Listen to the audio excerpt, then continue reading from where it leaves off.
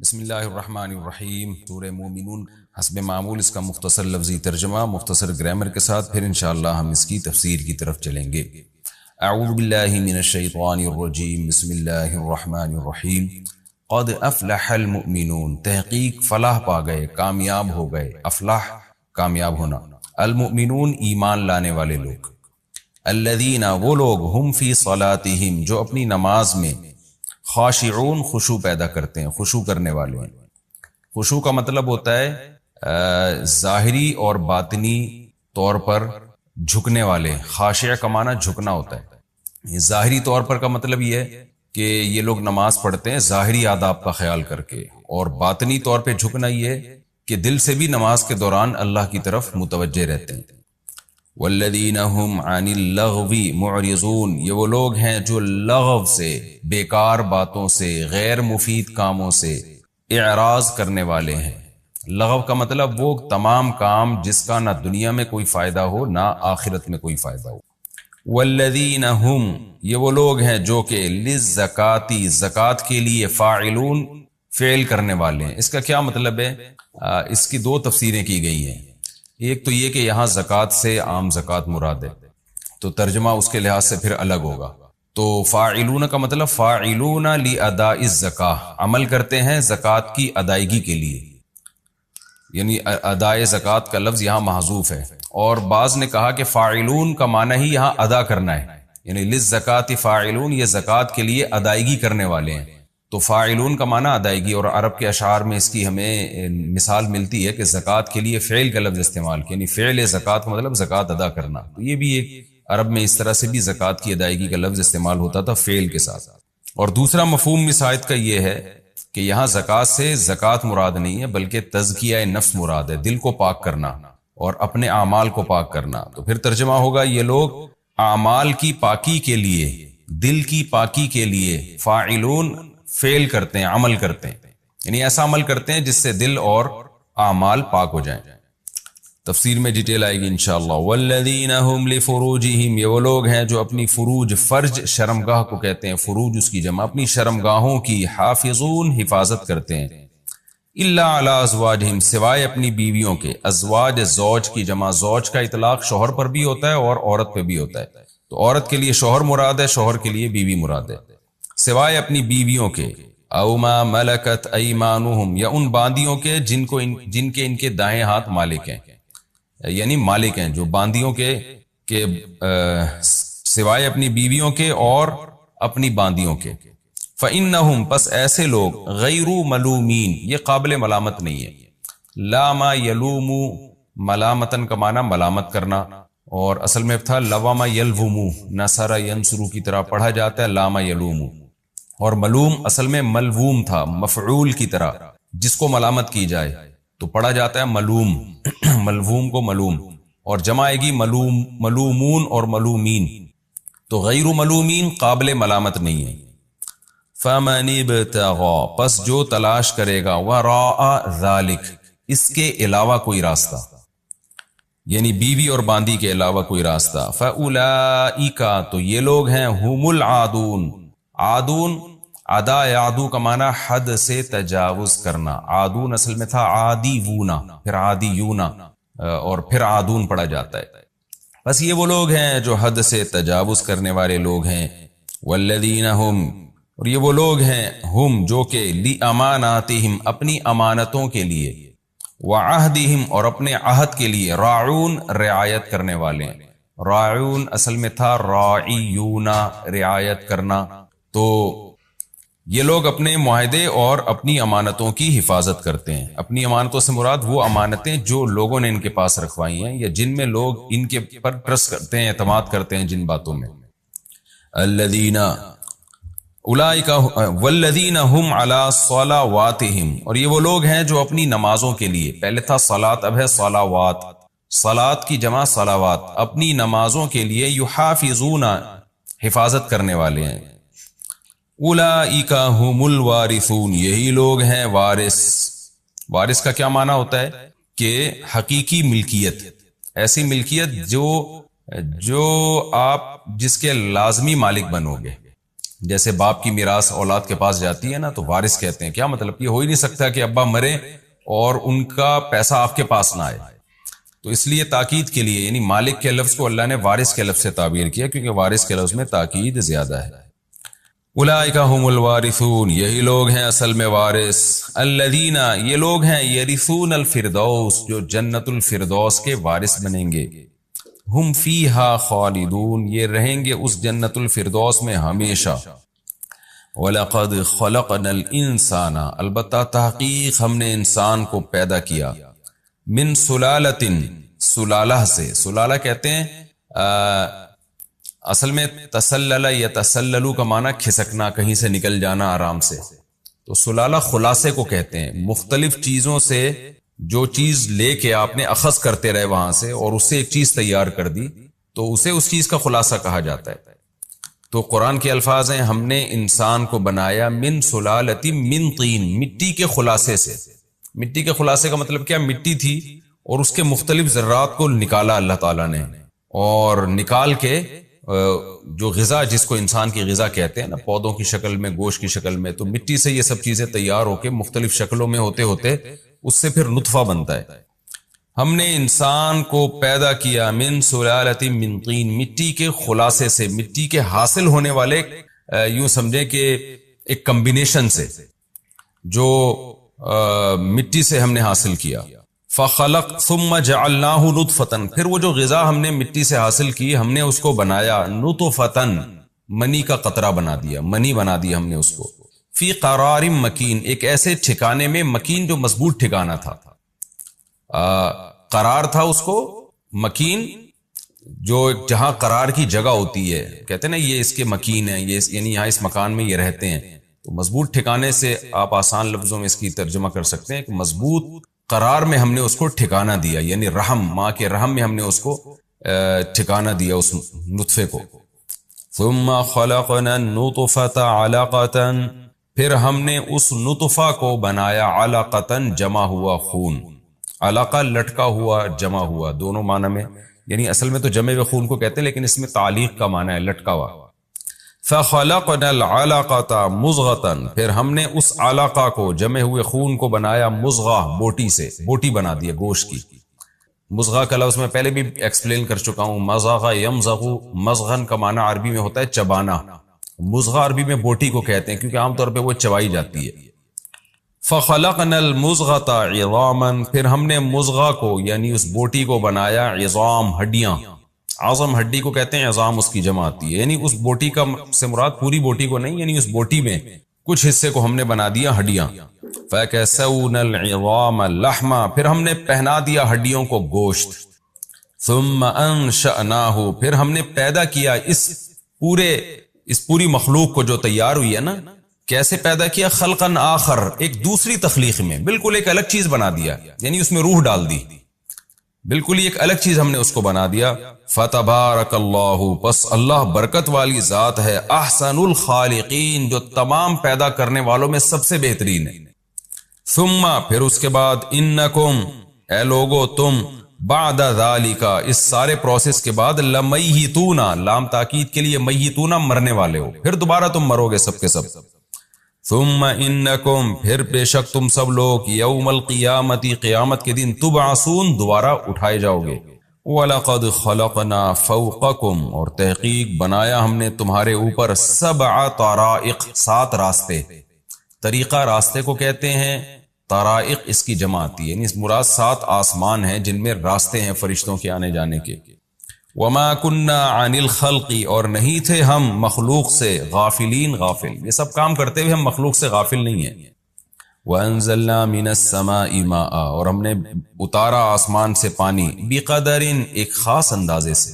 یہ ایک کا لفظ تنوین کی وجہ سے لا رہا ہوں میں، ایک خاص اندازے کے ساتھ. قدر کا معنی خاص اندازہ، ایک خاص اندازے کے ساتھ ہم نے آسمان سے پانی برسایا.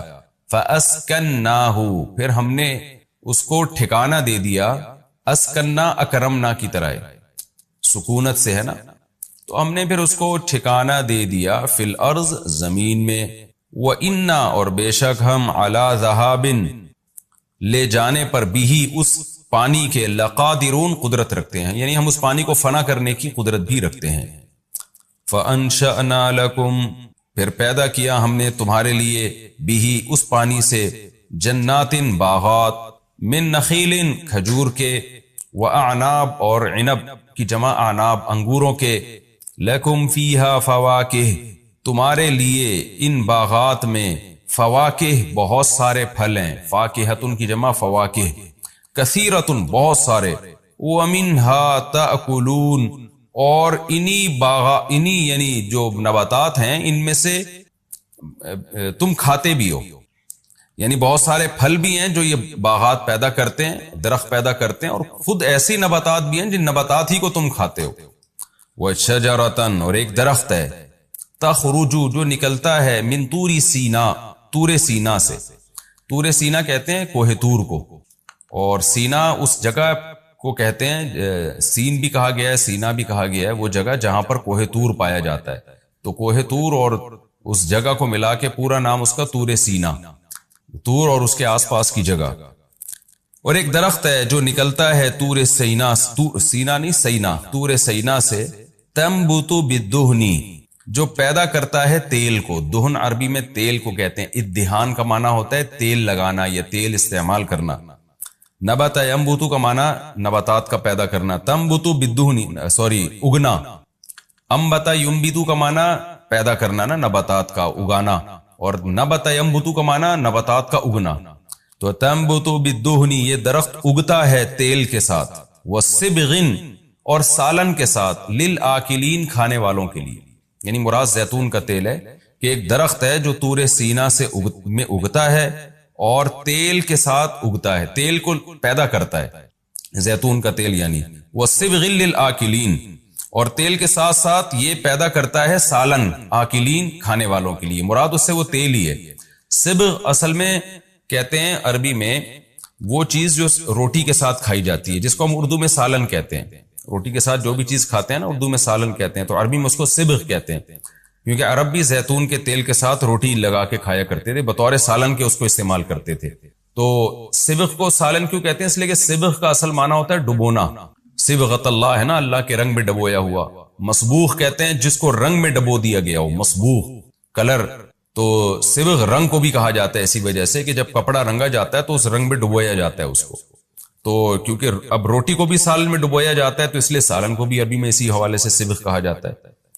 وَإِنَّ لَكُمْ فِي الْأَنْعَامِ لَعِبْرَةً اور بے شک تمہارے لیے چوپایوں میں لَعِبْرَةً لام تاکید کے لیے، عبرت کا معنی عبرت ہے، یہاں مراد ہے بڑی عبرت، کیونکہ یہ تنوین کا ترجمہ ہوگا کوئی کسی بڑی اس طرح سے، یعنی تنوین بعض دفعہ تقلیل کے لیے آتی ہے، بعض دفعہ تکسیر کے لیے بھی آتی ہے۔ تقلیل کا معنی ہوتا ہے کہ تھوڑی سی، اور تکسیر کا معنی ہوتا ہے بڑی یا زیادہ، تو جب کسی یا کوئی کا ترجمہ نہ ہوگا نا تو پھر یہاں بڑی عبرت یا چھوٹی عبرت، تو ظاہر ہے چھوٹی عبرت تو ترجمہ نہیں کریں گے، بلاغت کے خلاف ہو جائے گا، تو یہاں پھر ہم ترجمہ کریں گے لعبرتن بڑی عبرت ہے۔ نسقیکم ہم پلاتے ہیں تمہیں، اسقا یسقی اسقاءن کا معنی پلانا، مما اصل میں تھا من ما اس چیز میں سے جو فی بطونہا جو ان کے اندر ہے، بطن پیٹ کو بھی کہتے ہیں اور اندرونی چیزوں کو بھی بطن کہا جاتا ہے جو چھپی ہوئی ہوتی ہیں، یعنی اس جانور کے اندر سے ہم تمہیں پلاتے ہیں۔ کیا پلاتے ہیں؟ واضح ہے، یعنی دودھ پلاتے ہیں، تو اس کا تذکر اللہ نے نام نہیں لیا اللہ نے۔ وَلَكُمْ فِيهَا اور تمہارے لیے ہے ان چوپایوں میں منافع بہت سارے منافع، کثیرتن بہت سارے، یعنی پہلے منافع کا معنی بھی بہت سارے اور کثیرتن اس کی تاکید کے لیے۔ وَمِنْهَا تَأْكُلُونَ اور خود ان جانوروں میں سے تم کھاتے بھی ہو، یعنی ان سے فائدے بھی اٹھاتے اور ڈائریکٹ ان کو کھاتے بھی ہو۔ وَعَلَيْهَا اور ان جانوروں پر، وَعَلَى الْفُلْكِ اور کشتیوں پر، تُحْمَلُونَ تم اٹھائے جاتے ہو، یعنی ان سے سواریاں بھی کرتے ہو۔ یہ جی اس کا پہلا رکوع سورہ قد افلح المؤمنون کا پہلا رکوع ہمارا کمپلیٹ ہوا، یعنی اس کا ترجمہ کمپلیٹ ہوا۔ اب میں اس کی تفسیر کی طرف چلتا ہوں۔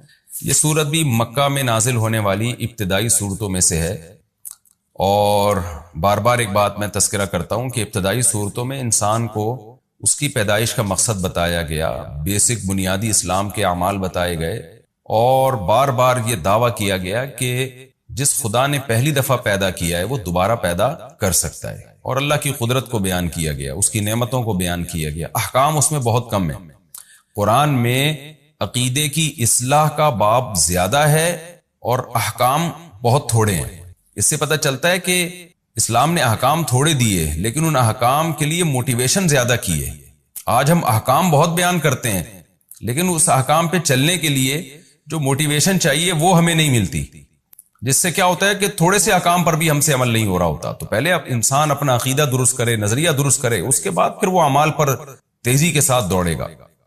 قد افلح المؤمنون، اللہ نے فرمایا کامیاب ہو گئے وہ لوگ جو ایمان لاتے ہیں. یعنی اپنے ایمان سے مراد وہ ایمان جس کو شریعت نے ایمان کہا ہے، یعنی ایک اللہ پر ایمان، اس کی توحید پر ایمان، آخرت پر ایمان، اس کی کتابوں پر ایمان. کیونکہ کسی نہ کسی درجے میں تو ہر ایک کا ایمان ہوتا ہے، بلکہ ملحد جو ہے نا، جو زبان سے خدا کا انکار کرتا ہے، دل میں اس کے بھی تھوڑا سا یہ ہوتا ہے کہ کوئی نہ کوئی ہے بنانے والا. اس لیے یہاں ایمان کا مطلب اجماع سے یہ بات ثابت ہے کہ ایمان سے وہ ایمان جس کو اللہ ایمان مانتا ہے. وہ ایمان ہے توحید، رسالت، ختم نبوت، جو بھی اسلام کے ضروری عقائد ہیں. اللہ فرماتے ہیں وہ لوگ کامیاب ہو گئے جو مومن ہیں، الذین ہم فی صلاتہم خاشعون، جن کا عقیدہ بھی درست ہو اور اعمال میں کیا ہو، اپنی نمازوں میں خشوع پیدا کرتے ہوں. وہ اپنی نمازوں کے اندر خشوع پیدا کرتے ہوں، دل لگا کے دھیان سے نماز پڑھتے ہوں. کامیاب لوگوں کی قرآن ہمیشہ پہلی علامت جو بیان کرتا ہے نا، وہ یہی ہے کہ عقائد درست اور نماز، عقائد درست اور نماز. کوئی بھی غیر مسلم جب مسلمان ہوگا نا، اپنے سب سے پہلا حکم جو اس کو اسلام کا بتانا ہے، توحید کے بعد اب نماز پڑھو بھائی. یہاں تک علماء نے لکھا ہے کہ آج آپ کے ہاتھ پہ کوئی غیر مسلم مسلمان ہوا، ابھی مسلمان ہوا، اور نماز کا ٹائم میں کچھ وقت باقی ہے، اتنا باقی ہے کہ وضو کر کے تکبیر تحریمہ کہہ سکتا ہے وہ، تو اس پہ نماز فرض ہو جائے گی. وہ یہ نہیں کہہ سکتا ابھی تو میں نیا مسلمان ہوں، ابھی تو میں نماز سیکھوں گا. نہیں بھائی، جیسے تیسے ہو، جتنی آتی ہے اتنی شروع کر دے بس، وہ پھر سیکھتا رہے آرام سے، اس کی نماز اللہ قبول کر لے گا. لیکن اتنا ٹائم اگر غیر مسلم کے پاس ہے نا، کہ جیسے فرض کریں کہ مغرب کا ٹائم ختم ہو رہا ہو 7:30 پہ، اور غیر مسلم اسلام ہوا، اسلام اس نے قبول کیا 7:27 پہ، تو 27 منٹ کے بعد 3 منٹ باقی ہیں جس میں وہ وضو کر کے تکبیر تحریمہ کہہ سکتا ہے، اللہ اکبر کہہ سکتا ہے، تو اس پہ نماز فرض ہو جائے گی. اسی طرح جو خواتین حیض اور نفاس کی حالت میں ہوتی ہیں، ان کا مینسز بند ہوئے اور بند ہونے کے بعد اتنا ٹائم ہے کہ وہ غسل کر کے صرف تکبیر کہہ سکتی ہیں، تو ان پہ بھی وہ وقت کی نماز فرض ہو جاتی ہے. اگر نہیں پڑھیں گی تو ان کو قضا کرنی پڑے گی. تو نماز کا بہت اہم مسئلہ ہے. قرآن جگہ جگہ اہل ایمان اور جو کامیاب لوگ ہیں ان کی سب سے پہلی علامت نماز بیان کرتا ہے. تو اللہ نے فرمایا کہ ان کا کام کیا ہے کہ وہ نمازوں میں خشوع پیدا کرتے ہیں، نمازوں کی حفاظت کرتے ہیں. اس کو اللہ نے بعد میں بیان کیا. ابھی تو اللہ یہ بیان کر رہا ہے کہ پڑھتے تو ہیں لیکن کیسے پڑھتے ہیں، خشوع و خضوع کے ساتھ پڑھتے ہیں. تو خشوع میں ظاہری جسم کا خشوع بھی اور باطن کا خشوع بھی. ظاہری خشوع کیا ہے کہ آپ جب نماز میں کھڑے ہوں تو ہلے نہیں. آپ کتنے لوگ ہیں نماز میں کھڑے ہو کے ہر وقت داڑھی کو یوں کرتے رہتے ہیں، کوئی کھجاتا رہتا ہے. بعض لوگ سعودی عرب جاتے ہیں، وہاں عربوں کو دیکھتے ہیں تو وہ کوئی ہل رہے ہوتے ہیں تو کہتے ہیں تو مکہ میں یہ اتنا ہل رہے ہیں نماز میں، تو شاید یہی سنت طریقہ ہوگا. غلط ہے بھائی، وہاں کے علماء بھی اس عمل سے منع کرتے ہیں. تو ایسا نہیں ہے کہ کسی عربی کو آپ نے کوئی بھی دیکھ لیا تو وہی اسلام بن گیا. وہ نمازوں میں آپ کو خشوع پیدا کرنے کی ضرورت ہے، اور خشوع میں ظاہری خشوع بھی باطنی خشوع بھی. اور ظاہری خشوع یہی ہے کہ آپ آرام سے اطمینان سے نماز پڑھیں، جلدی نہ بھاگیں اس میں. اور جو اٹھک بیٹھک لوگ لگا رہے ہوتے ہیں، بعض لوگوں کو دیکھا ہے رکوع میں جانے کے بعد قوما میں جانے ابھی کھڑے نہیں ہوتے، ایک دم ڈائیو مارتے ہوئے جناب وہ سردے میں چلے جاتے. میں نے گاؤں میں نماز پڑھائی، میں رکوع میں گیا تو لوگ بھی رکوع میں گئے، پیچھے گاؤں کے لوگ. میں جب سمیع اللہ لمن حمیدہ کہہ کے کھڑا ہوا ہوں تو ابھی میں صحیح طرح کھڑا ہوا نہیں کہ میں نے پبلک کو دیکھا وہ آدھی سے زیادہ جو مقتدی تھے نا وہ سجدے میں پہنچ چکے ہیں. اور جب سر ان کا زمین کے قریب گیا نا تو ان کو خیال ہوا امام صاحب تو پہنچے نہیں ہیں، تو مجھے یوں منہ کر کے دیکھ رہے ہیں کہ یہ امام وہیں کھڑا ہوا ہے اور ہم تو سجدے میں پہنچ چکے ہیں. تو پھر وہیں رک گئے. وہ یہ بھی ان کی بڑی مہربانی تھی کہ انہوں نے وہاں اسٹاپ کر لیا. تو اتنی اسپیڈ کے ساتھ نماز پڑھنا، دھیان نہ لگانا، یہ بہت بری حرکت ہے. تو یہ ہے ظاہری. اور دل کا کیا ہے کہ دل سے آپ اللہ کی طرف متوجہ رہیں. اور دل میں خشوع پیدا کرنے کا سب سے بہترین طریقہ یہ ہے کہ آپ نماز میں جو بھی پڑھ رہے ہو نا اس کا ترجمہ آپ کو آتا ہو. آپ جب نماز میں کھڑے ہو کر کہیں اللہ اکبر تو آپ کو پتا ہو کہ میں کیا کہہ رہا ہوں، اللہ سب سے بڑا ہے. پھر سبحانک اللہم، اے اللہ تو ہر عیب سے پاک ہے، وہ بحمدی کا، ہر عیب سے پاک ہے اور تمام تعریفیں تیرے لیے. وتبارک اسمک تیرا نام برکت والا ہے، وتعالی جدک تیری شان بہت اونچی ہے، ولا الہ غیرک تیرے سوا کوئی عبادت کے لائق نہیں۔ پھر اعوذ باللہ بسم اللہ کا ترجمہ آتا ہو، پھر الحمدللہ رب العالمین تمام تعریفیں اللہ کے لیے جو تمام جہانوں کا پالنے والا، الرحمن الرحیم بڑا مہربان نہایت رحم کرنے والا۔ اس سے آپ کا دھیان بٹے گا نہیں۔ پھر رکوع کی تسبیح کا مطلب آتا ہو، سبحان ربی العظیم، التحیات کا مطلب آتا ہو۔ اس لیے پہلی فرصت میں نماز کا پورا ترجمہ سیکھنا چاہیے۔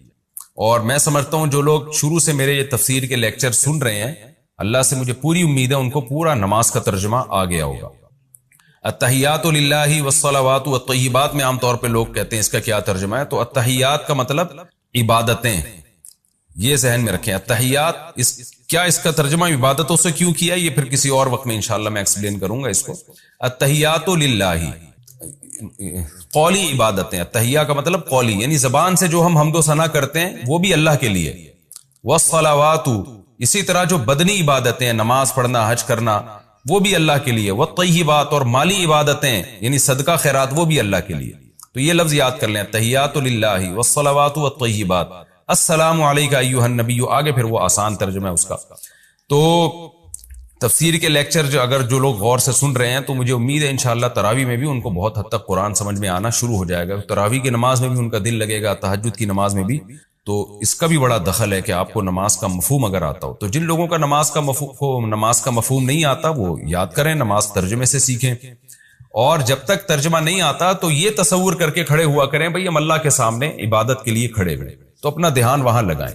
لیکن ایک بات خوب سمجھ لیں، یہ پوری امت کے علماء کا اس پر اجماع ہے کہ نماز میں دھیان لگانے کی کوشش کرنا فرض ہے، دھیان کا لگنا فرض نہیں ہے۔ آپ نے پوری کوشش کر لی پھر بھی دماغ نہیں لگ رہا نماز میں، تو اس سے ٹینشن نہیں لینی ہے، پریشان نہیں ہونا ہے کہ جتنا آپ کر سکتے تھے آپ نے کر لیا، اس سے زیادہ کہ آپ شریعت میں مکلف نہیں ہیں۔ تو ایسا نہ ہو کہ پریشان ہونا شروع ہو جائیں، ابھی دل تو لگ نہیں رہا۔ ظاہر انسان 20 کاموں کے بعد جب نماز میں آ کے کھڑا ہوتا ہے تو اس کا دھیان بٹ رہا ہوتا ہے۔ اور علماء نے یہ بھی بیان کیا ہے کہ نماز سے پہلے جو اللہ نے سنتیں رکھی ہیں نا، فرض نماز سے پہلے، اس میں ایک بڑی حکمت یہی ہے کہ سنتوں کی وجہ سے آپ کا دھیان جو ادھر ادھر گیا ہوا ہے نا، وہ بٹ کے سنتوں میں نماز کی طرف کچھ آ جائے گا، اللہ کی طرف۔ پھر جب آپ فرض کریں گے تو مکمل دھیان آپ کو نصیب ہوگا۔ ڈائریکٹ آ کے فرض کی نیت باندھ لیں گے تو پتہ نہیں کیا کیا مسائل لے کے انسان آیا ہوا ہوتا ہے، اور وہ اسی طرح سے نماز میں نیت باندھ لیتا ہے تو پھر دل نہیں لگتا اس کا نماز میں۔ تو اللہ نے اہل جنت کی پہلی علامت بیان کی کہ وہ نمازوں میں خشوع پیدا کرتے ہیں۔ پھر فرمایا والذین هم عن اللغو معرضون، یہ وہ لوگ ہیں جو لغویات سے اعراض کرتے ہیں، فضول باتوں سے بچتے ہیں۔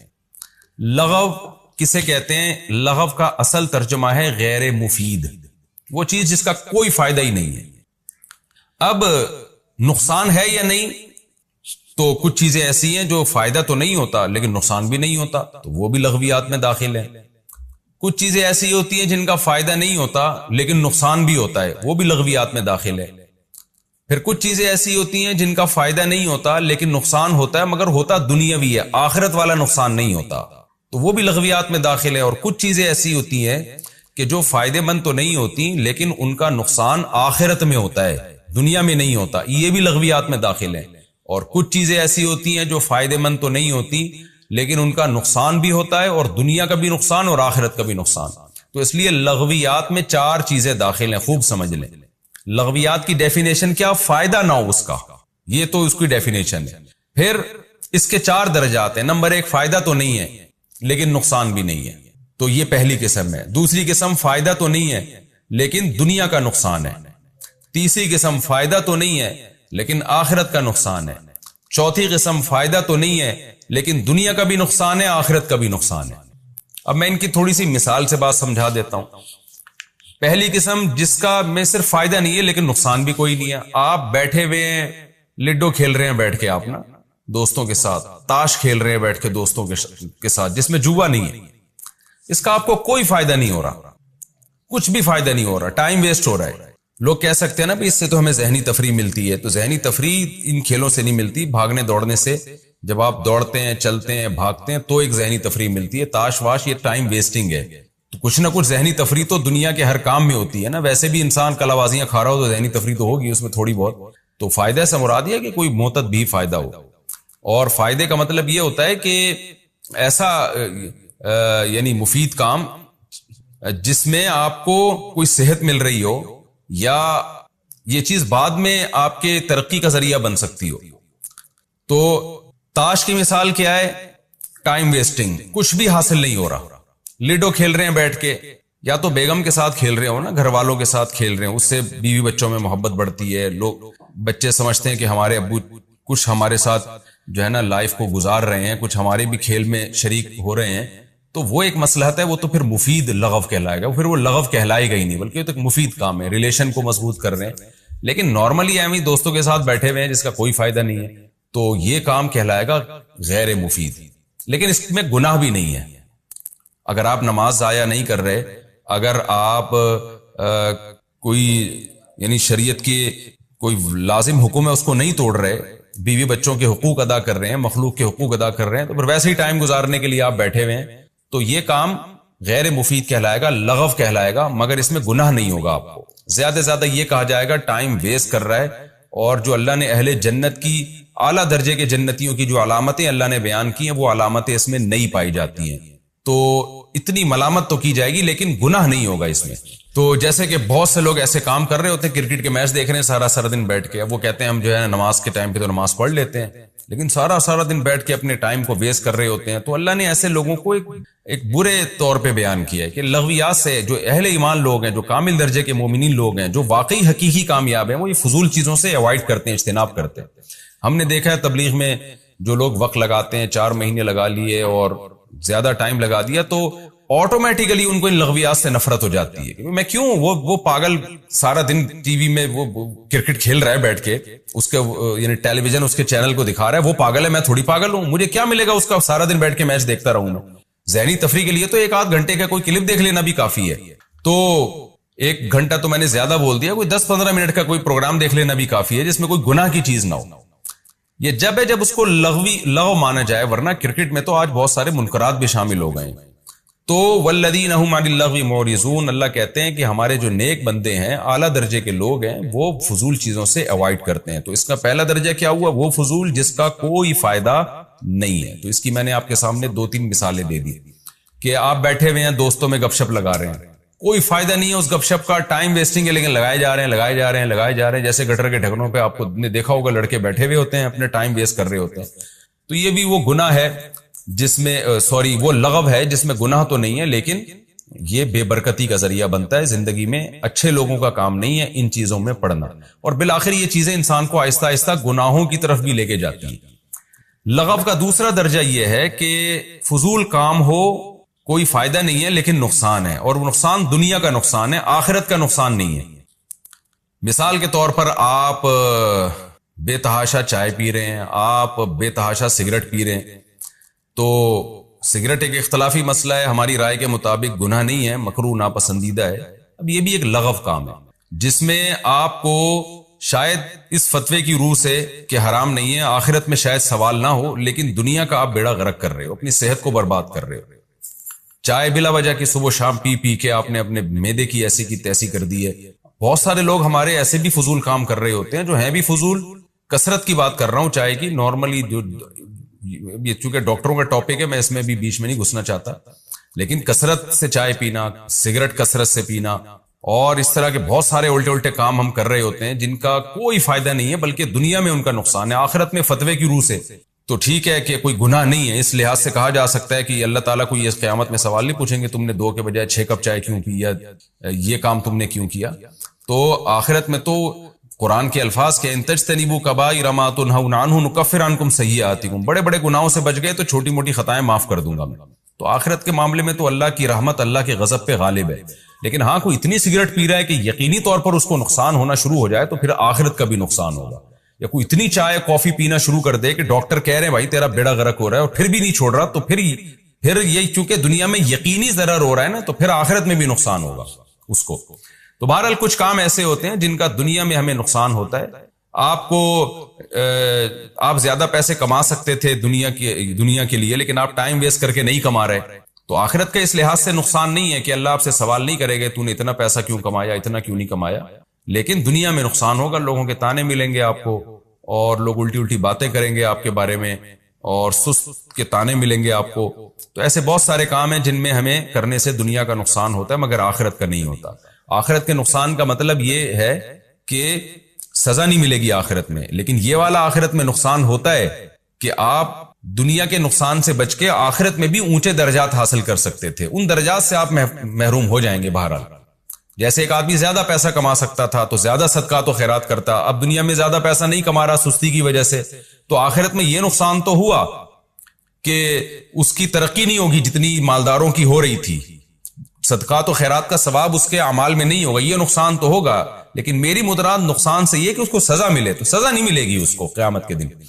تو جب میں کہہ رہا ہوں نا کہ آخرت میں نقصان نہیں ہوگا، اس نقصان سے میری مراد ہے جہنم میں نہیں ڈالا جائے گا، اس کو سزا نہیں ملے گی. باقی جنت کی ترقیوں میں جو نیچے آئے گا وہ نقصان تو ہے، تو یعنی ترقی کے لحاظ سے جو نیچے آئے گا. تو دوسرا درجہ کیا ہوا؟ وہ کام آپ کر رہے ہیں لغو میں جس میں دنیا کا کوئی فائدہ نہیں ہے لیکن بلکہ دنیا کا نقصان ہے. تو یہ لغو جو ہے یہ بھی اہل ایمان اس سے بھی اجتناب کرتے ہیں. تیسرا اس سے اوپر کا درجہ کیا ہے کہ وہ لغو کام کرتے ہیں جس سے دنیا میں تو نقصان نہیں ہو رہا لیکن آخرت میں نقصان ہو رہا ہے. تو یہ تمام حرام کام، رشوت لے کے پیسے کما رہے ہو آپ، اور جو مختلف طریقوں سے آپ ناجائز، یا فرض نماز چھوڑ کر آپ کسٹمر کے پاس بیٹھے ہوئے ہو تاکہ کسٹمر کا رش ہے تو پیسہ زیادہ کما رہے ہو، تو یہ وہ چیز ہے جس سے دنیا تو آپ کو حاصل ہو رہی ہے لیکن آخرت کا بیڑا غرق ہو رہا ہے. تو یہ چیز بھی لغو میں داخل ہے. اور چوتھا وہ کام جس سے آخرت بھی جا رہی ہے دنیا بھی جا رہی ہے اور اس کا فائدہ بھی نہیں ہے. تو تمام کام جس سے دنیا بھی جا رہی ہے وہ تمام گناہ، بہت سے نشہ کرتے ہو آپ، چرس پیتے ہو، آئس لیتے ہو، ہیروئن پیتے ہو، یہ دنیا کا بھی بیڑا غرق اور آخرت کا بھی بیڑا غرق. تو یہ تمام کی تمام چیزیں اللہ کہتے ہیں اہل ایمان جو ہے ان تمام کی تمام لغویات سے اعراض کرتے ہیں. تو آج سے عزم کر لیں ہم ان تمام لغویات سے اعراض کریں گے. ہاں وہ لغو جو دیکھنے میں لغو لگتا ہے حقیقت میں لغو نہیں ہے. وہ کون سا لغو ہے کہ آپ ایسا کام کر رہے ہو جس کا بظاہر فائدہ نہیں ہے لیکن بعد میں اس کا بڑا فائدہ ہے آپ کو. جیسے بعض دفعہ انسان بہت تھک جاتا ہے دماغی کاموں سے، دوستوں کے ساتھ بیٹھا ہوا ہے گپے مار رہا ہے. اب دیکھنے میں تو لگے گا کہ جی یہ تو فضول ٹائم ویسٹ کر رہا ہے، لیکن وہ ٹائم ویسٹ نہیں کر رہا بلکہ وہ اپنے دماغ کو ریلیکس کر رہا ہے تاکہ آگے دماغی کام کر سکے. وہ جو لوگ سارا دن صرف سونا جاگنا اور پڑھائی کے علاوہ ان کا کوئی کام ہی نہیں ہوتا، تو میں نے دیکھا ان کی اوپر کی سیٹنگ آؤٹ ہو جاتی ہے، وہ کھسک جاتے ہیں. تو اس لیے انسان کو اپنی زندگی میں مزاح بھی چاہیے، تفریح بھی چاہیے، گپ شپ بھی چاہیے، آؤٹنگ بھی چاہیے. تو یہ تمام کام اگر آپ اس نیت سے کرتے ہیں، دوڑنا، بھاگنا اور طنز و مزاح کرنا، بعض دفعہ انسان شاعری سنتا ہے اپنے ذہن کو ریلیکس کرنے کے لیے، تو یہ تمام کام جو انٹرٹینمنٹ کے کام ہیں، اگر اس انٹرٹینمنٹ کے پیچھے کوئی اچھا جذبہ ہے کہ اپنے دماغ کو میں غیر ضروری تھکاوٹ سے بچاؤں تاکہ میرا دماغ مفید کاموں میں استعمال ہو سکے، تو پھر یہ کام صرف جائز نہیں ہے بلکہ باعث ثواب ہے. یہ پھر وہ لغو میں دیکھنے کی حد تک ان کو لغو کہا جائے گا، حقیقت میں وہ لغو ہے ہی نہیں. والذین هم للزکاة فاعلون، اللہ فرماتے ہیں یہ وہ لوگ ہیں جو زکاتوں کو ادا کرنے والے ہیں. اس کی دو تفسیریں کی گئی ہیں، دو کیوں کی گئی ہیں یہ میں آپ کو بتا دوں. زکات کا لفظی ترجمہ تو زکات ہی ہے. اب بہت سے علماء نے کہا کہ بھئی اس سے زکات مراد ہے کہ کیونکہ قرآن کہہ رہا ہے والذین هم للزکاة فاعلون، یہ زکاتوں کو ادا کرنے والے ہیں. اور ان کی دلیل یہ بھی ہے کہ قرآن ہمیشہ نماز کے ساتھ زکات کا تذکرہ کرتا ہی کرتا ہے. کبھی ایسا ہوا نہیں ہے قرآن میں کہ نماز آئی ہو زکات نہ آئی ہو ساتھ میں. تو یہ کیسے ہو سکتا ہے اس موقع پہ اللہ نماز کا تذکرہ کریں زکات کو چھوڑ دیں؟ لہذا انہوں نے یہ تفسیر کی کہ بھئی یہ زکات سے زکات ہی مراد ہے. اور جو حضرات کہتے ہیں کہ نہیں جی اس سے زکات مراد نہیں ہے، ان کی دلیل یہ کہ یہ تو مکی صورت ہے اور ابتدا میں نازل ہوئی ہے، تو اس وقت تو زکات فرض ہی نہیں ہوئی تھی، زکات تو مدینہ میں فرض ہوئی ہے. تو یہ کیسے ہو سکتا ہے کہ جو چیز فرضی نہ ہوئی ہو اللہ اس کا تذکرہ پہلے سے کر دیں؟ تو دونوں باتیں ملتی ہیں اور دونوں طرف کہا گئے، مفسرین گئے ہیں اور دونوں قول مضبوط ہیں. اب جو یہ کہتے ہیں کہ جی مکہ میں زکات فرض ہوئی تو اللہ تعالیٰ مدینہ میں جب زکات فرض ہوئی تو اللہ پہلے اس کا تذکرہ کیسے کر دیں گے؟ تو یہ کہا جا سکتا ہے کہ ہو سکتا ہے زکات مکہ میں ہی فرض ہو گئی ہو اور جن روایات میں آتا ہے مدینہ میں فرض ہوئی ہے تو اس کی ڈیٹیل جو زکات کی نازل ہوئی ہے وہ مدینہ میں نازل ہوئی ہو. یعنی اللہ تعالیٰ نے اجمالی طور پر تو حکم دے دیا اہل اسلام کو کہ زکات دو، اب لہذا صحابہ نے صدقہ خیرات شروع کر دیا، لیکن تفصیلی حکام کے کس مال پہ زکات لازم ہوتی ہے، کتنے فیصد ہوتی ہے، یہ پوری ڈیٹیل اللہ نے مدینہ میں نازل کی ہو، یہ بھی ہو سکتا ہے. اور یہ بھی ہو سکتا ہے کہ اللہ تعالیٰ نے یہاں زکوٰۃ سے تزکیہ مراد ہو. تزکیہ کا مطلب زکوٰۃ تزکیہ کو بھی کہتے ہیں. باب تفعیل جو ہے نا تزکیون تسبیحن کی طرح اس کو تزکیہ تفعیلہ پڑھا جاتا ہے, اور اس کا جو مصدر ہے نا فعال کے وزن پر بھی آتا ہے.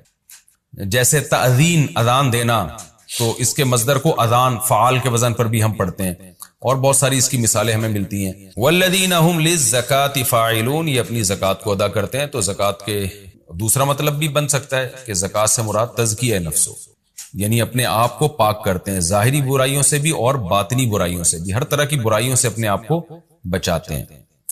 آگے اللہ فرماتے ہیں والذین هم لفروجہم حافظون, یہ وہ لوگ ہیں جو اپنی شرمگاہوں کی حفاظت کرتے ہیں. شرمگاہ کی حفاظت کا کیا مطلب؟ حرام سے اپنے آپ کو بچاتے ہیں. الا علی ازواجہم, سوائے اپنی بیویوں کے, او ما ملکت ایمانہم, یا اپنی باندیوں کے, یعنی اپنی باندی اور بیوی سے اپنی خواہش پوری کرتے ہیں. فإنہم غیر ملومین, پس یہ لوگ قابل ملامت نہیں ہیں. یہ بھی عجیب آیت ہے.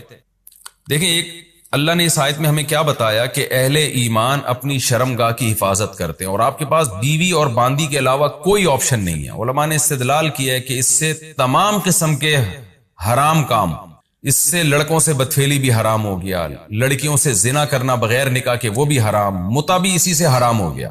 متع کی بحث میں ابھی کروں گا اس آیت کے ضمن میں کہ یہ جو ٹیمپریری نکاح ہوتا ہے ایگریمنٹ کر کے, تو یہ بھی حرام ہے, کیونکہ جس عورت سے ٹیمپریری نکاح ہوتا ہے وہ بیوی کبھی بھی نہیں کہلاتی. عربی زبان میں بیوی کے لفظ پر اس کا اطلاق ہوتا ہی نہیں تھا. تو اس آیت سے متع بھی حرام, اس آیت سے لڑکوں سے بدفعلی بھی حرام, اس آیت سے فحش فلمیں دیکھنا بھی حرام, بد نظری بھی حرام, کیونکہ اس بد نظری کر کے بھی ایک شخص اپنی شرمگاہ کی لذت حاصل کر رہا ہوتا ہے, چاہے وہ تصور کی دنیا میں ہی ہو. کسی عورت کا تصور کر کے اس سے لذت حاصل کرنا خیال میں, یہ بھی حرام.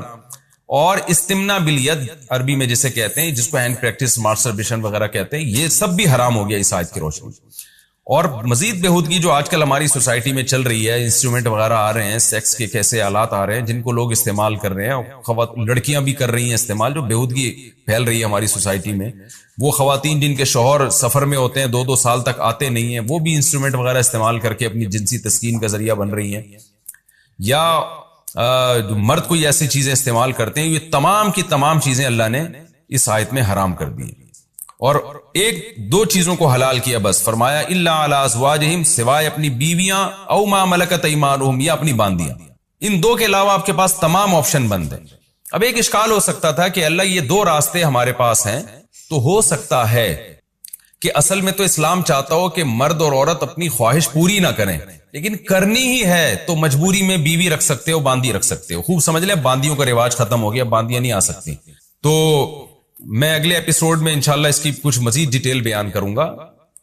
لیکن اتنی بات ثابت ہوئی کہ بیوی ہو یا باندی ہو, باندی اب نہیں ہوتی تو اب میں بیوی ہی کا تذکرہ کروں گا.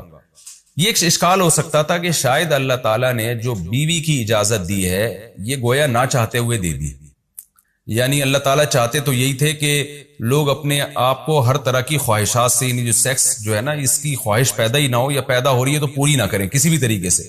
کرنی ہے تو مجبوری میں بیوی سے کر سکتے ہو. لیکن آگے اللہ نے فرما دیا فإنہم غیر ملومین, کہ یہ لوگ قابل ملامت نہیں ہیں. کیا مطلب؟ یہ میں تمہیں مجبوری میں اجازت نہیں دے رہا کہ اپنی زوجہ کے پاس جا سکتے ہو, بلکہ میں تمہیں بتا رہا ہوں زوجہ کے پاس جانے والا قابل ملامت نہیں ہے بالکل.